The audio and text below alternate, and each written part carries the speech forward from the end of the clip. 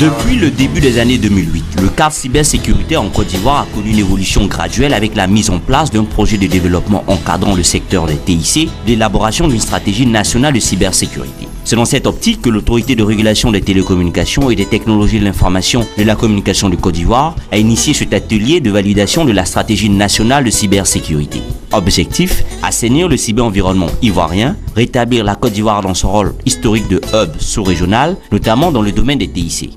Nous avons rassemblé une multitude d'acteurs de la place, des entreprises privées, des entreprises de l'État, afin qu'on puisse adopter de façon commune une stratégie de cybersécurité.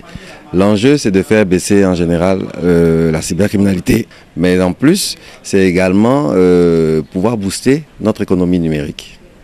Il est très important pour une Côte d'Ivoire qui veut devenir émergente que son économie numérique puisse l'accompagner.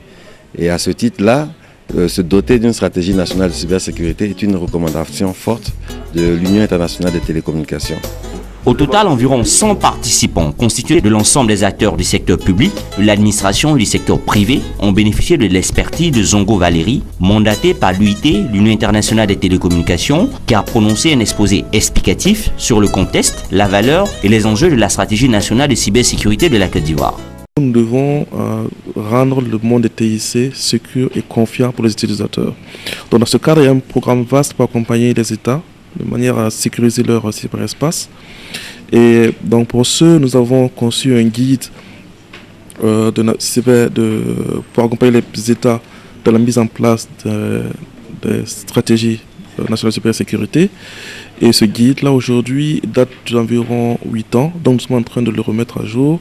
Et nous travaillons aujourd'hui avec plusieurs entités internationales et plusieurs universités pour mettre à jour ce guide et définir ce qu'on appelle un toolkit qui va servir aux États africains et dans le monde entier à pouvoir élaborer eux-mêmes leurs stratégies et analyser les stratégies existantes pour voir si elles sont valides ou si elles répondent aux meilleures pratiques dans le monde entier.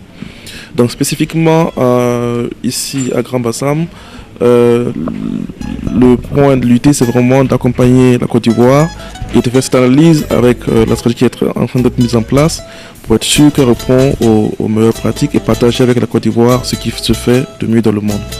Cette stratégie nationale se déclinera comme une véritable feuille de route d'exécution du plan stratégique national de renforcement de la cybersécurité et de lutte contre la cybercriminalité. Considérant les enjeux importants associés à la mise en place de ces stratégies, un appel à la mobilisation de tous les acteurs des médias a été lancé au cours de cet atelier.